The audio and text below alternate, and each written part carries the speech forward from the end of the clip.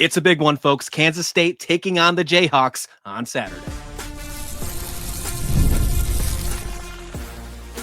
You are Locked On Kansas State, your daily podcast on the Kansas State Wildcats, part of the Locked On Podcast Network, your team every day.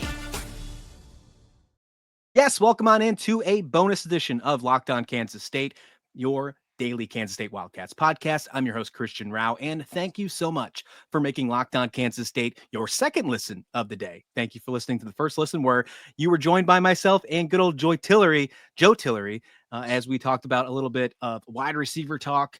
We talked about the wide receiver room and discussed the Big 12 schedule release, but we're switching sides here. We're going to the basketball talk because there's a big game this weekend. Before we get started, Super Bowl 59 is here. There's no better way to make every play more exciting than with FanDuel Sportsbook. New customers can bet just $5, and if you win, you'll score $200 in bonus bets. Download the app or head to FanDuel.com to get started. Maybe Joe's Chiefs will win this one, right? Three-peat might be happening. Could be a really fun one. Joe, this is going to be an exciting game this weekend, and I'm not talking about the Super Bowl, although that's going to be a really fun one as well. But on Saturday, it's a huge one, and I think it could really change the entire landscape of the rest of the season for Kansas State. After being on a 4-game winning streak, after losing a couple Saturdays ago by 10 in Lawrence, the Jayhawks come to Manhattan, now ranked 16th in the country, and Kansas State is a completely different ball team right now. How are you feeling about the Jayhawks heading to Manhattan to take on this new-looking Wildcat squad? You know, I got to tell you, I feel surprisingly good. Not necessarily to say that we're going to win by 30 or something crazy like that, but I feel good in the sense that Jerome Tang has the track record to say, okay, when they come to our turf, it's a whole different game. Doesn't matter if our record's completely defeated or completely undefeated. This is what we need to protect. This is the game we always look at. And that's, people have the dumb argument for both teams of like, oh, this is your Super Bowl. No, this is your Super Bowl. Guys, it doesn't matter. It's a rivalry week. Both teams want to win more than they want to keep breathing. What I love about this is, like you said, it's an entirely different team. But the good thing is the memory of that loss, the taste that's still in your mouth, it's still there. The winning in the past hadn't changed that. It's the reason the dudes were so motivated to go give Oklahoma State their payback. So you beat us, we feel it. Let's go out there and beat them, beat them. With Kansas, they're a team that confuses me. Because you've seen teams where it's, okay, this KU team is incredibly beatable. UCF almost beats them. They lose games to Baylor by 21. They blow a 21-point lead. They lose in unbelievable ways to Houston with 3 seconds left. They do stuff that you don't understand or can't fathom consistently. Then there's the team that beats anybody in the country. Which team's going to show up is the question that I want to know. But either way, they're going to compete. They're going to work their tails off. And they're going to want to get the taste out of their mouth too. The guys that have been there a couple of years, obviously the trio of Hunter Dickinson, KJ Adams, DeJuan Harris, the three of them have lost in back-to-back seasons to Kansas State. They've all lost games here. That doesn't go away. And when you look at that, K-State's going to be ready. They understand, okay, we're on this 4-game winning streak. Genuinely, and I know the team's probably not looking at it this way, but if you win this game, you were on the NCAA tournament bubble. I'm going to say that claim right now. You're close enough. Cincinnati's 3-8 in league play, and they're at number 85. There's 68 teams. Kansas State's still beyond that, but their net numbers have shot up. Everything is different about this team. And you understand, okay, this is the target date. You win this basketball game. Let's keep this thing going. Yeah, Ken Pom had Kansas State at 64 right after the Arizona State win. So, they're right on the bubble, as you mentioned right now, but I do think this win changes that. It's crazy to say that we're talking about that after the non-conference schedule and then after this team that right now is only 11-11. But with this win, we'll move them to 6-6 in Big 12 play. Arguably the toughest conference in college basketball, and then you're doing it against ranked opponents. Kansas obviously being 16th in the country, with the exception of the Houston game this year, because I feel like that was the only loss that we really deserved. Every other game, I think, was extremely winnable. It just didn't happen that way. But with the exception of the Houston game, because I think that's fair to say, we have been really good at home against ranked opponents this season, Joe. And really, quite frankly, while Jerome Tang has been the head coach of this program, what does that do for this game coming in? And before we get talking about how they played in Lawrence just a few weeks ago. Well, I think it's the guys aren't sitting there looking at the record and saying, okay, Coach Tang is 11-3 all time versus top 25 teams. Or the coaching staff isn't saying, well, we've done this in the past. But what it does is it shows you whatever they're doing, however they go about their business, the preparation, they're doing it the right way.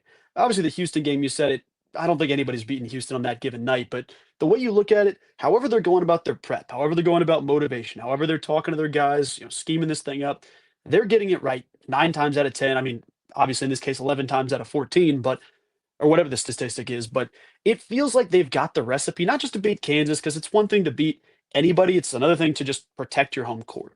The fans truly impact this game. I was worried a couple weeks ago that the only game we'd have sold out would be the KU game. That's the scenario we were in. I think we talked last time, and it was like, man, I hope something goes right for this basketball team. Since then, they haven't done anything wrong. I mean, that's the incredible thing we're witnessing. And these dudes, like, if you win this game, you understand how much that momentum does. Like, you beat the third-ranked team in the country. You beat the 23rd ranked team in the country. You can beat Kansas the same way you can beat any other team in the country when you play your brand of basketball. And the last 2 times they've been in Bramlage, they jumped out to like 20-2 and 20-4 runs immediately. I'd love to see a hot start out of K-State and get on top of things early. Well, that also happened in Lawrence as well just a few Saturdays ago. Jayhawks were up 14-0 in the first 4 minutes against Kansas State. And that was enough to hold off this one because other than those first 4 minutes, the other 36, Kansas State won that game 74-70. If you would put those first 4 minutes behind, Kansas State would have another win on their belt. And we'd be talking even more differently about this team. I think that's when this team started to change a little bit, even though that they lost that game. There was a little bit of a momentum swing.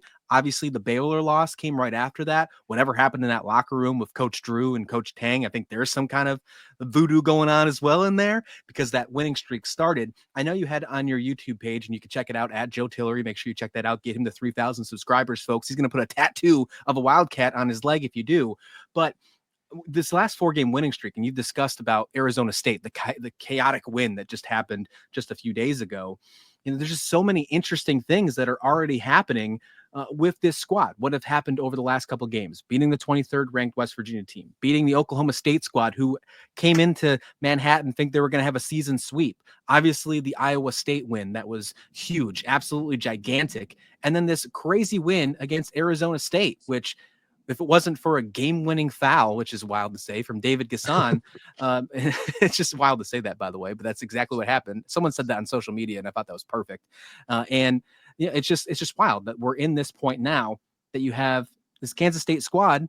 If they win this week, this team is a tournament team if they continue to keep it up. It's absolutely crazy to feel this way, Joe. Yeah, I don't think I've seen anything like this. I mean, you see bid stealers at the end of the season where guys, go sleepwalk through conference play, they get dog walked, and then out of nowhere they win their conference tournament. That stuff happens. I haven't seen a drastic turnaround like this, in so many years. Like, I can't point to a specific example that says, hey, 8 games into the season, you guys are into the conference play, into conference season, you guys are going to realize, oh, actually, we're the best team in basketball. That doesn't happen. That does not happen in college basketball. Somehow this team has figured it out.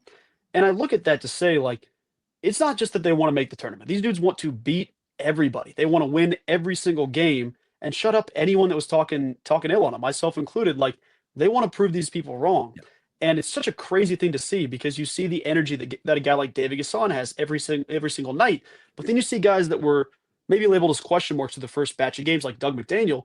That dude's competing his tail off on defense, offense, transition. Anything these guys do, they're doing it together, which hadn't been happening for the first half of the season. But it feels like a game where the guys understand, okay, this is our home court environment. And I think this is a game where, like, everybody's going to be screaming their head off the entire time. It always is. But back-to-back overtime games, you've seen you can beat a top 25 team consistently. I feel like, if anything, these dudes are going to be more ready for this game than they are any game of the season. I can't wait. You talk about Doug McDaniel, and I think he's going to be the player that really needs to take that next step in order for them to defeat the Jayhawks. In the presser the other day after the Arizona State game, Coach Tang said that Doug McDaniel is playing some of the best basketball that he's seen. And he said, but what's crazy, I'm paraphrasing a little bit, but he said, what's crazy is that he has 3 or 4 more levels to his play right now. Do we think we get to see another level from Doug McDaniel on Saturday?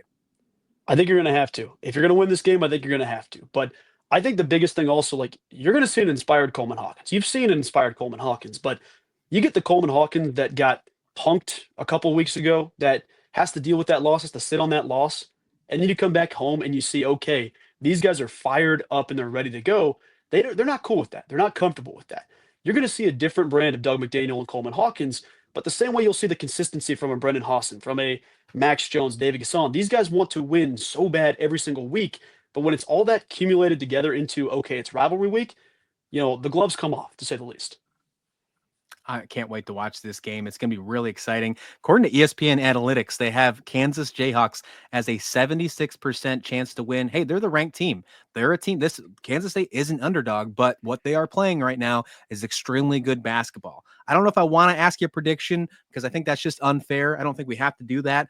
But even if they do lose this game, even if that does happen, the momentum doesn't have to be lost. There's still lots of things that can continue on for the season to be a really good season and to still get them potentially into the NCAA tournament.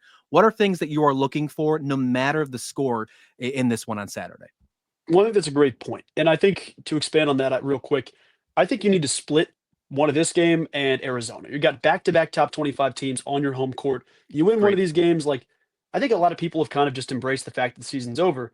Boy, if they keep winning, this season is far from over. They've got 8 games left, 9 games left. You lose 1 or 2 of those games, you're going to make it a tough conversation to say, okay, does Kansas State get in?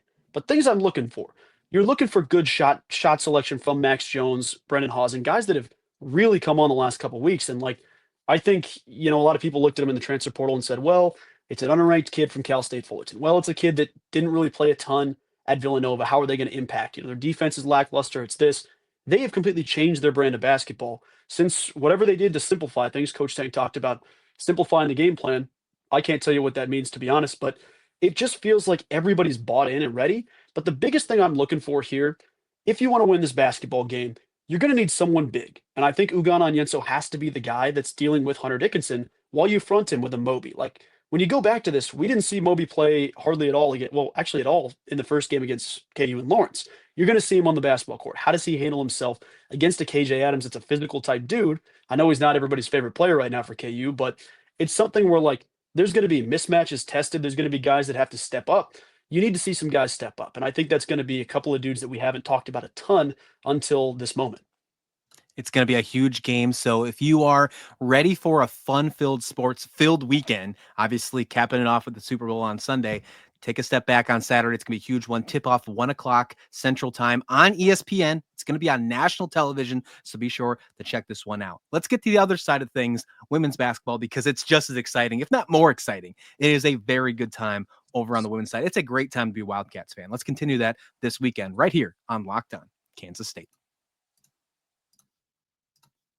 Well, Super Bowl 59 is here. 1 game, 2 teams, endless possibilities, and there's no better way to make every play more exciting than with FanDuel Sportsbook. Whether it's predicting the first touchdown, calling the MVP, or even betting on the coin toss, FanDuel makes it easy to get in on the action. With live betting all game long, you can adjust your bets as the game unfolds and feel the thrill from kickoff to the final whistle. The live betting feature keeps you involved no matter what happens on the field, and the app is super easy to navigate. Plus, knowing that you can bet just $5 and potentially win $200 in bonus bets for the Super Bowl, well, that's icing on the cake. Download the app today or head to FanDuel.com.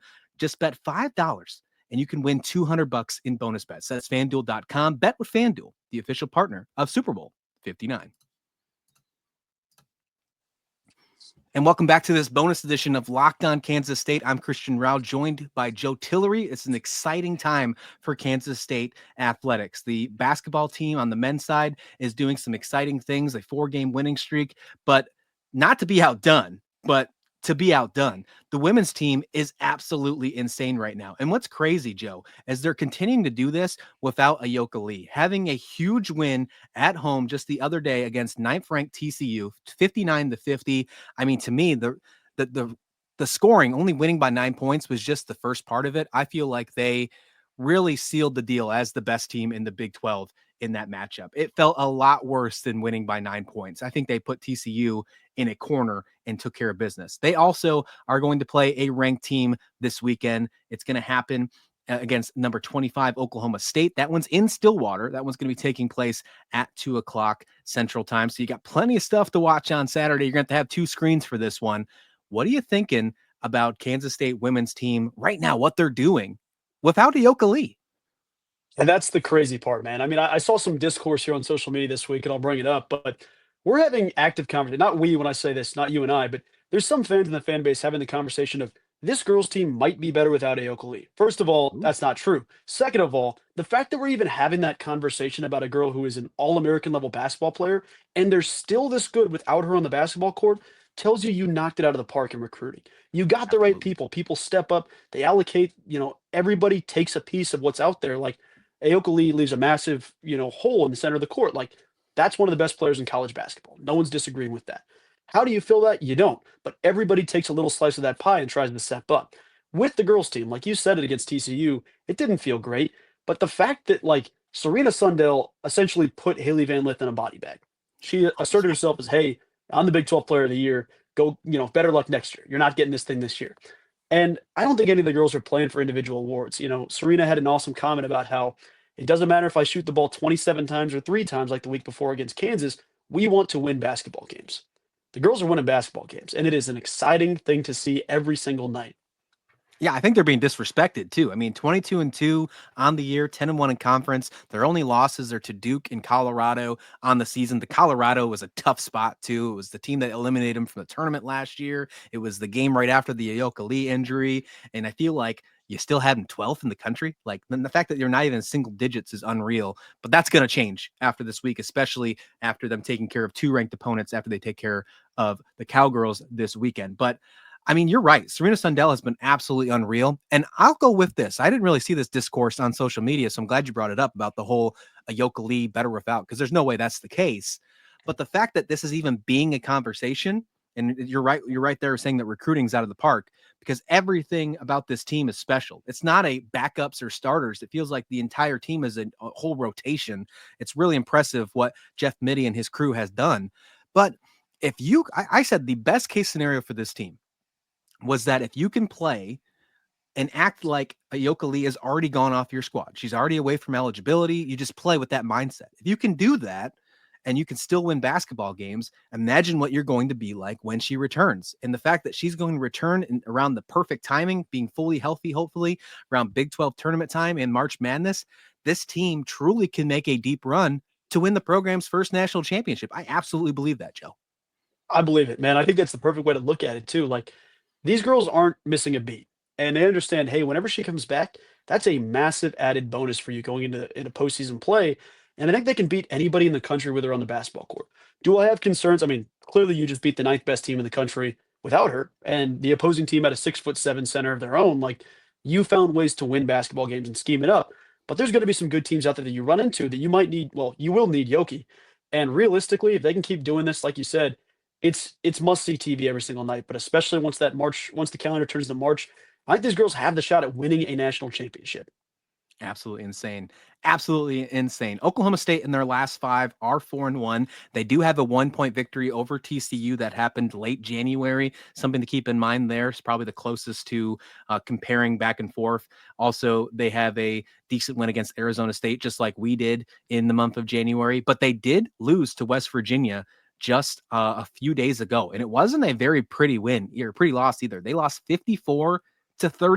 They only put up 37 points in that matchup. I think this is a game that Kansas State can once again take another step forward as one of the top teams in the country and prove that not only are they a team that can survive without Ayoka Lee, because that's important when it comes to seeding, knowing that question of injury could be in concern when it comes to the committee, but knowing that they can survive without Ayoka Lee and knowing that they are going to be in a good spot. This team should be ranked, and I mean this without bias personally, but we're a Locked On Kansas State, so we're going to go ahead and have the bias, no doubt, but this team should be ranked no lower than 7 when Monday rolls around, Joe. I love that. I've seen there's been a ton of nerds that have ranked them too low. I'll be honest about that right now. And it's this discourse that, hey, they haven't played that tough of a schedule. Guys, they've won every game by 50. How do you rank a team like that outside the top 10? I mean, I don't know what we're doing. It's like, okay, they're winning a lot, but you're not going to win every game by 75 points. And even if you did, is it going to impact these people that are ranking them too low in certain spots? I saw one guy that kind of got aired out on social media this week. Tough week at the office for that dude, but it feels like next week's going to be that payoff of, okay, this team has established themselves. That being said, if we see anything lower than, if we see a double-digit number, I think the sky should be falling, if that's the case.